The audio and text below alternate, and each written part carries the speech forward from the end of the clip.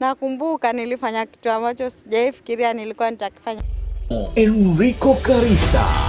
Don't allow your home situation to hinder you what you want to do. Ahlan wa sahlan wa marhaba mpenzi mpiku mtazamaji. Karibu kwenye kichupa chetu kinachokuwa kwa kasi na wengi wafuasi wasiokuwa na maasi wala wasiwasi. Niita Enrico Karisa, hashtag tunasema sema na Enrico. Leo hii basi nimeweza kumweka kwa pani dada mmoja ambaye ni champion wa other organization ambazo amefanya nazo, na ni baadhi ya mashirika ambayo ameweza kuyavuta karibu na ameweza kufanya nayo kwa uhakika na yameweza kumsaidia. Wacha nisiongee mengi, ataweza kujitambulisha. Mambo vipi? Poa. Uko poa? Mtazamaji akujue kama nani? Mimi naitwa Jessica Rehema. Wengi wananijua kama Rehema. Jessica Rehema. Kuna baadhi ya mashirika tukianza kuongea ambao umeweza kuyaleta karibu ama umeweza kuyavuta karibu. Kabisa. Ilikuwaje? Manake vijana wengi saa hii wanasema kwamba hizi organization ama NGO baadhi yao ni scams. Mimi kusema ukweli, mwanzo kabisa niseme nilianzia pale shule yangu ya upili. Kuna organization moja ilikuwa inafanya hizi tuitioning, unaenda pale unasoma, alafu yani nilipenda venye wana mentor, tuseme wana mentor wanafunzi, wanawamenta vizuri, wanawapea training. Sasa mimi nikasema hapa basi ndipo. Na pia kuna organization moja pia ilikuwa inanifundisha. Wewe kama msichana umejikimu vipi katika usichana wako hadi hapo kwenye umefikia? Haujapata mimba ya mapema, haujaona kitu kibaya chochote kule kwenye mashirika, na umeafaidi hadi umeweza kuandikwa kazi na baadhi ya hawa mashirika. Kama venye nimesema mwanzo ya kwamba tulikuwa tunapewa mafunzo kama training na mentorship. Moja ya hizo training ama mentorship zilikuwa ni hizi health and reproductive system teaching. Hizo zilikuwa zinatusaidia, unaambiwa msichana ukifika umri huu unafaa ufanye hivi na ukidhulumiwa hizi ndo njia unafuata. Pale mimi sikuona tunadhulumiwa ama tuseme katika hao watoto wenye tulikuwa nao ama baadhi ya wenye tulikuwa pale, sijaisikia kesi ama sijaisikia kisa chochote kwamba kuna mtoto alidhulumiwa. Na hizo zingine maybe ni tetesi, maybe zimekuwa kwa mashirika mengine, lakini mimi sijasikia. Na kusema tu ukweli, mimi nasema mashirika kama yenye najua, hususan yenye najua ama yenye nimejua kabisa interact nayo, huwa wako kipaumbele cha kutetea haki za watoto, hususan wa kike, hata wa kiume pia. Tukirudi upande wa familia yako, wewe kama mzazi wako, manake saa hii hujaweza kujikimu vizuri ya kusema kwamba unaweza simamia mzazi wako, uko na kazi, kwa sababu unafanya na organization ama NGO ambazo pia hizo zinategemea kipato kupitia wewe mwanzo. Je, mzazi wako atakuamini vipi ama atakutrust vipi kubuild wewe na ile organization ya kwamba mtoto wangu acha nimwache afanye hii huduma, lakini kuna siku ipo atafanya kazi? Hapo umesema, manake kuna ile wakati maybe mzazi anatarajia umalize chuo kikuu, upate tayari kazi ya ghafla yenye italipa. Lakini mimi huwa mzazi wangu akiniambia, huwa namketisha chini, najaribu kuwaelewesha ndo na hao ingie kichwani ya kwamba mtu hatoki tayari shule apate kazi yenye inalipa pesa nyingi ajikimu tayari, ni mpaka uanzie hapa chini. Kwa mfano mimi naona hata kama maybe silipwi ama kama maybe unapata kitu kidogo, lakini ukienda pale unaona leo mmefanya hivi, siku ya kwanza hutakifanya venye kinatakikana.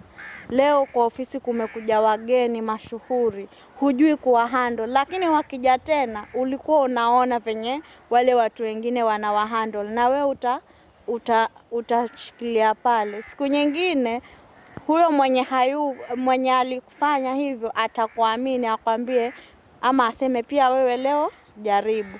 Na ukijaribu vikiwa vizuri, hata wale wageni pia watajua huyu mtu ameiva kufanya hivi, ama hata hao wenyewe tuseme hilo shirika litaona huyu ameiva, acha tumjaribishe hii kazi hii. Ama hata ukienda kwa shirika lingine, ninajua huyu amekuwa akifanya kazi hii na tunaona kazi zake. Naam, hivyo basi mpenzi mtazamaji, niko naye hapa Jessica Rehema tukidadavua masuala ya vijana kuhusu haya mashirika mbalimbali yaliyoko hapa upande wa pwani. Na ni kama venye umemsikia, basi anasema uvumilivu ndo huweza kumweka mtu mahali pamoja. Sio kwamba eti kwamba umekosana na mtu ujitose tayari uende mahali kwingine, itakuwa sivyo. Na pia vile vile ukivumilia, kuna lile lengo lako ambalo utakuwa umelifuata pale, utaweza kutimia nalo. Kuna yule kijana ambaye yuko pale nje. Sasa hii ni wakati wa likizo. Aidha amemaliza ama yuko hana kazi. Na kuna mashirika mbalimbali sana hapa ambayo yanaweza kutafuta watu, lakini hana connection ama hana ushirikiano na uzoefu wowote wa kusema acha nishike huyu mtu aweze kunionyesha njia. Je, unaweza kumpatia usia gani? Mimi usia wangu kwanza kabisa kwa hii Kenya ama tuseme dunia nzima, hakuna yani opportunity, labda wewe uko na bahati sana ije hapo nyumbani ni huo unajituma. Nakumbuka mimi hata nilifanya kitu ambacho sijaifikiria nilikuwa nitakifanya. Nilivyokuwa form 2 holiday yangu nikaenda kuvolunteer kwa hospitali. Na watu walikuwa wanashangaa, wewe umekuja na hapo si waliniandikia recommendation letter nini, nikawa na wakapo mwezi mzima mpaka tukafungua shule. Na unaona from that watu walikuwa wanasema, na hapo siku eti nasema nataka kuwa daktari, mimi sijaifikiria kuwa daktari. Na siku eti nataka kuwa daktari, nilikuwa tu nataka kuofa service yangu, unaona. So kijana uliyeko pale kwa haya mashirika, unaweza tu uende ujitolee. Tuseme shirika hapo, unaenda ujitolee, unasema mimi nimekuja, naona nikiwa kule mitaani, hususan huku kwetu pwani, kuna uraibu mwingi. Tunapata tuko na bahari, utaenda ona vituko. Pia kadri unavyoangalia, akili pia inatamani ufanye vile. Kuna watu wanatumia mihadarati, akili yako pia itatamani ufanye vile. Lakini ukiona asubuhi uende ukajitolee kwa shirika fulani, kwanza pale unachukua ujuzi. Kama venye nimesema, unachukua ujuzi. Kama hujui hata kufotokopi, ukiangalia mara ya kwanza, mara ya pili, mara ya tatu nini ushajua. Mtu kama ako na saiba yake akitaka mtu amwandike, unaweza enda sababu umejifunza hapo kwa ofisi. Kama ulikuwa hujui kuandika reports, hujui nini, unajifunza. Siku ingine hata mtaani kwa saiba si watu wanaandikiana reports, unajifunza tu. Si eti lazima uwe umesomea hiyo kazi. Wewe kama Rehema, ushauri ambao utampatia motisha yule kijana? Mimi ushauri wangu kabisa kwa kijana ni kwamba nitaiongea kwa Kiswahili, kwa Kizungu alafu niseme kwa Kiswahili, ya kwamba don't allow your home situation to hinder you what you want to do. Yani usifanye ile hali ya nyumbani useme sisi kwetu ni wachochole, sasa siwezi fikia mahali kama Obama alifikia. Kama wewe lengo lako ni hilo, familia yako ni ya umaskini ndio, lakini uwe mwanzo wa kuitoa ile familia yako pale ilipo mpaka hapo penye unataka. La pili, vijana pia mimi najiingiza hapo, tujitume. Si eti tutakaa tuseme mimi niko na mjomba sijui wafanya wapi, niko na wapi mimi, kwa hivyo yeye atanisainia tayari nipate kazi. Hapana. Kama Yesu uko na huyo mjomba wako, lakini fuata zile sheria, muandikie CV yako, uende hapo ofisini, useme mimi nataka kazi ama nini. Lakini usiseme ile mimi najua nitafanikiwa, najua mtu fulani. Siku moja tu atakuja kudisappoint na utashinda tu ukijilaumu. Naam, asante sana mpenzi mtazamaji wangu. Hivyo basi nasema kilicho na mwanzo kikose mwisho.